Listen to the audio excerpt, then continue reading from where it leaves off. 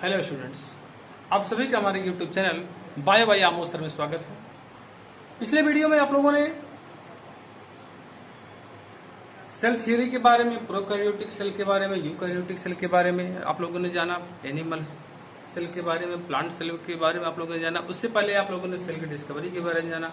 आज हम आपको बता रहे हैं सेल वॉल के बारे में। आज हम आपको सेल वॉल के बारे में बता रहे हैं, सेल वॉल होती क्या है। हालांकि पिछले वीडियो हमने बताया था आप लोगों को कि सेल वॉल जो होती है सिर्फ प्लांट सेल में पाई जाती है, एनिमल में सेल में नहीं पाई जाती है।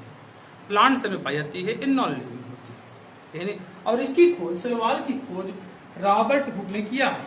सेल वॉल की खोज जो है रॉबर्ट हुक ने किया है। सेल वॉल की खोज रॉबर्ट हुक ने किया है, ये आपको पिछली वीडियो में हमने आपको बताया था। सेल वॉल जो होती है हमेशा जीव द्रव्य झिल्ली के बाहर, जीव द्रव्य झिल्ली के बाहर पाई जाने वाली, जीव द्रव्य झिल्ली के बाहर पाई जाने वाली नॉन लिविंग, दृढ़, निर्जीव एक भित्ति होती है। इसी भित्ति को कोसा भित्ति कहते हैं। किन किन की कोसा भित्ति किन किन पदार्थों की बनी होती है हम इसे आपको बताएंगे। और कोसा भित्ति का निर्माण होता कैसे है, कब बनती है कोसा भित्ति, कब बनती है सेल वॉल, इसके बारे में बताएंगे। फिलहाल आप इतना जानते रहिए कि कोसा भित्ति की खोज रॉबर्ट हुक ने किया था, सेल की भी खोज रॉबर्ट हुक ने ही किया है। कवक की कोसा भित्ति किसकी बनी होती है सेल वॉल, कवक की।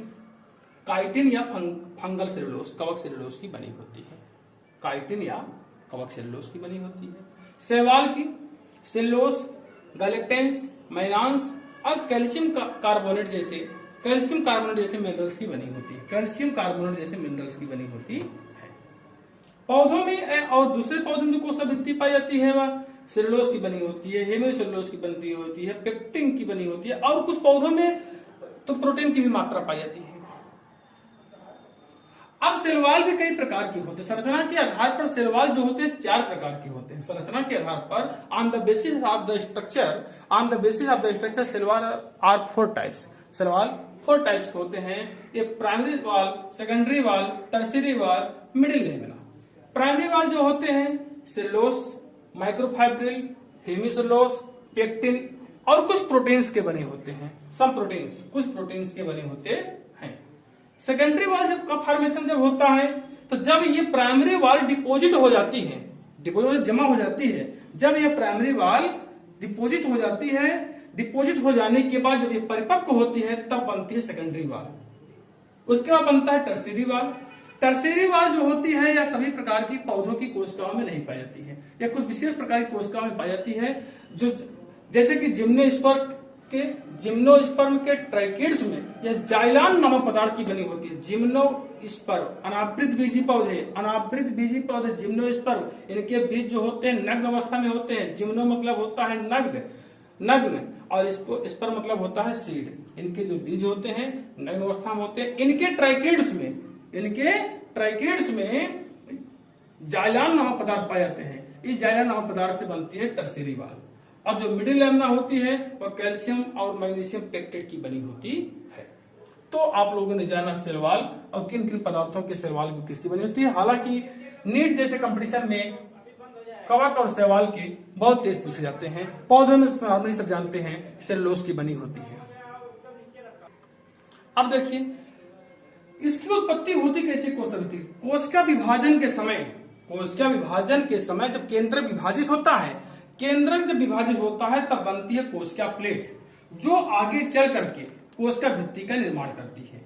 और ये जो कोशिका प्लेट का निर्माण, ध्यान रखिएगा, कोशिका प्लेट का निर्माण, जो सेल प्लेट का निर्माण होता है वह सेंट्रल से शुरू होकर के पेरीफेरी, बात याद रखिएगा, सेंट्रल टू पेरीफेरी तक पहुंचता है।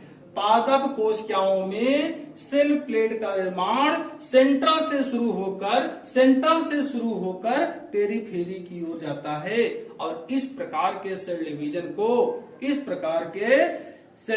को सेंट्रीफ्यूगल वॉल फॉर्मेशन कहते हैं। सेंट्रीफ्यूगल वॉल फॉर्मेशन कहते हैं। सेंट्रीफ्यूगल वॉल फॉर्मेशन कहते हैं।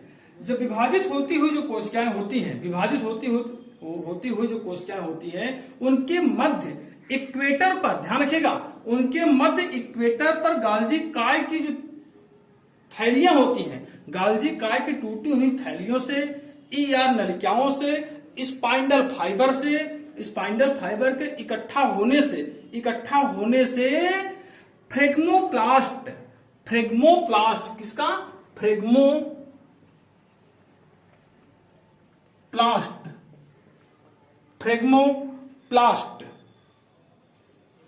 पदार्थ बनते हैं और इन पदार्थों से कोशिका भित्ति का निर्माण होता है। तो ऐसा माना जाता है कि कोशिका भित्ति का प्राथमिक पदार्थ यह होता है। ध्यान रखिए, आपको इतना चीज बताई गई। अब हम जानते हैं अब हम आपको जो है कोशिकांग के बारे में बताते हैं। कोशिकांग के बारे में चर्चा करते हैं। कोशिकांग कौन कौन से होते हैं, कोशिका में कौन कौन से अंग पाए जाते हैं।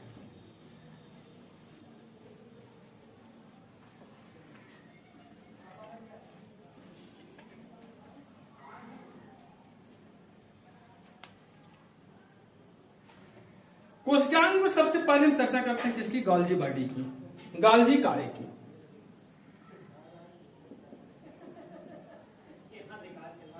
गोल्जी बॉडी की, गाल्जी काय की सबसे पहली संरचना करते हैं। तो ध्यान रखिएगा, गाल्जी काय जो कोशिका होती है यह केवल यूकैरियोटिक कोशिका में पाई जाती है। हमने शुरुआत में ही बताया था जो कोशिकांग होते हैं यूकैरियोटिक कोशिकाओं में पाए जाते हैं, प्रोकैरियोटिक कोशिकाओं में कोशिकांग नहीं पाए जाते हैं। तो यह यूकैरियोटिक कोशिकाओं में पाई जाती है। प्रोकैरियोटिक कोशिका जैसे जीवाणु, नीली हरी शैवाल, माइकोप्लाज्मा में यह सब नहीं पाई जाती है। जीवाणु, नीली हरी शैवाल और माइकोप्लाज्मा में यह नहीं पाई जाती है।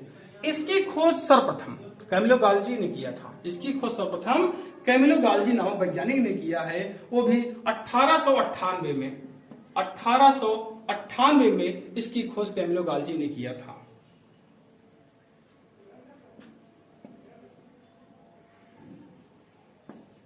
इन्हीं के नाम पे इसका नाम गाल्जी बॉडी पड़ा, गाल्जी काय पड़ा। सबसे पहले इसे कैमिलो गाल्जी ने बिल्ली की तंत्रिका कोशिकाओं में देखा था। सबसे पहले कैमिलो गाल्जी ने इसे बिल्ली की तंत्रिका कोशिकाओं में देखा था। और पौधों में इसे डिक्टियोसोम कहते हैं। गाल्जी बॉडी के और भी नाम है, जैसे इसे लाइपोकांड्रिया भी कहा जाता है। लाइपोकांड्रिया, गाल्जी कॉम्प्लेक्स, गाल्जी ऑपरेटस भी कहा जाता है। अब हम ये जानते हैं कि गाल्जी बॉडी की संरचना होती कैसी है। गाल्जी बॉडी की संरचना होती कैसी है। जो गाल्जी बॉडी होती है इसकी संरचना हम देखिए, एक बड़ी सी पॉलिथीन ले लीजिए, बड़ी सी पॉलिथीन रहे, उस पॉलिथीन में आप लगभग 3 भाग पानी भर दीजिए और उसके बाद उसके माउथ को, थैली है, झिल्ली है, उसका जो ऊपर वाला है उसको अच्छे से कस के बंद कर दीजिए और जगह जगह उसको छेद कर दीजिए, छोटा छोटा छेद कर दीजिए, छोटा छोटा, जैसे कि इतने बड़े बड़े पानी के बुलबुले बाहर आ सके। पानी तो 3 हिस्सा भरा है, एक हिस्सा जो है वो खाली है झिल्ली को आपने कस के बांधा है। अब क्या करिए कि ऐसे हाथ लगा करके, ध्यान रखिएगा, ऐसे हाथ लगा करके ऐसे रख करके ताकि छेद इसके बीच में आए, छेद को अंगुली से दबने न पाए, ऐसे दबाइए। जब आप दबाएंगे तो देखेंगे कि उन छेदों से पानी के बुलबुले ऐसे ऐसे करके बाहर आएंगे, ऐसे ऐसे करके बाहर आएंगे। और जब पानी के बुलबुले बाहर आएंगे तो ऊपर से भी आप दाब देंगे और नीचे से भी आप दाब देंगे, ऊपर से भी आप दाब देंगे और नीचे से भी आप दाब देंगे। जब ऊपर और नीचे दोनों से दाब देंगे तो उनकी झिल्ली कुछ सिकुड़ी हुई नजर आएगी, इस प्रकार की संरचनाएं नजर आएंगी। जैसे झिल्ली है, इस प्रकार की संरचनाएं नजर आएंगी और इस प्रकार से पानी के बुलबुले बाहर, इस प्रकार से जो है पानी के बुलबुले बाहर निकलते हुए नजर आएंगे। इस प्रकार की संरचनाएं नजर आएंगी, इस प्रकार की संरचनाएं आपको नजर आएंगी। और जब इस प्रकार की संरचनाएं आपको नजर आएंगी तो यही है इसकी सिस्टर्नी। ये क्या है आपकी, ये जो ऐसी ऐठी थैलियां हैं, ऐठी इसकी जो ये थैलियां हैं, ये जो इसकी ऐठी से प्लेट है, ये बोलते हैं सिस्टर्नी। इसे बोलते हैं हम सिस्टर्नी।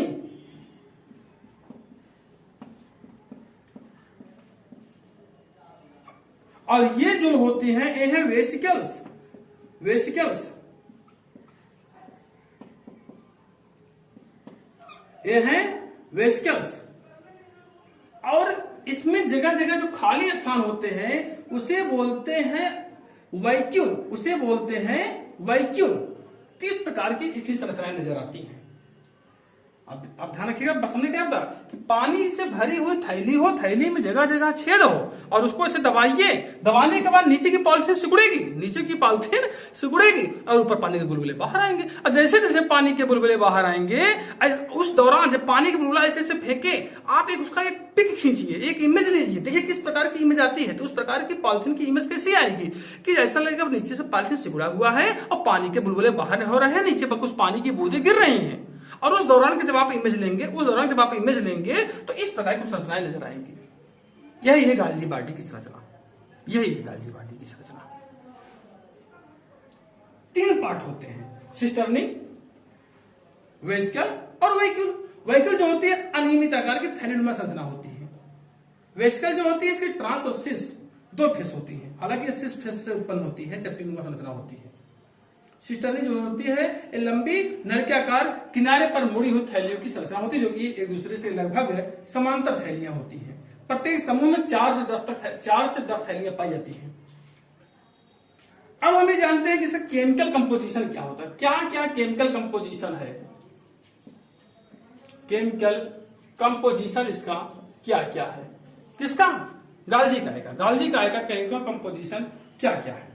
तो ध्यान रखिएगा, जो गाल्जी काय है इसके जीवद्रव्य कला में पाए जाने वाले गाल्जी काय में सबसे पहले मोस्ट चीज है, याद रखिएगा, इसमें सब इसका केमिकल कंपोजिशन है प्रोटीन। इसमें प्रोटीन पाए जाते हैं, फास्फोलिपिड पाए जाते हैं, प्रोटीन, फास्फोलिपिड, लेसिथिन और सिफाइलिन पदार्थ पाए जाते हैं। इसके अलावा इसमें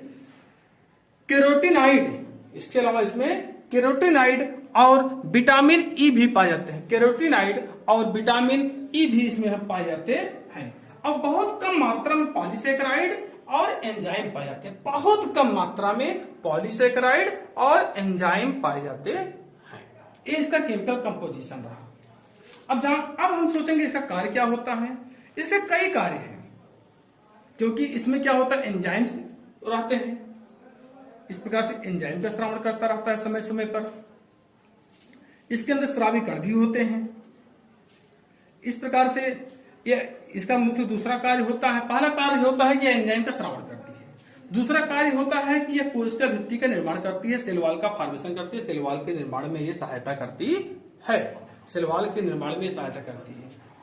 क्योंकि सेल वॉल के निर्माण के समय गाल्जी काय के द्वारा ही सेल वॉल के निर्माण के समय गाल्जी काय के द्वारा ही हेमीसेलुलोज का श्रावण होता है। इस प्रकार से सेल वॉल के निर्माण में सहायता करती है। फिर अब और उसके बाद यह एंजाइम का श्रावण करती है, यह एंजाइम का श्रावण करती है। और ध्यान रखिएगा कि जाइमोजन ग्रेनुल, जाइमोजन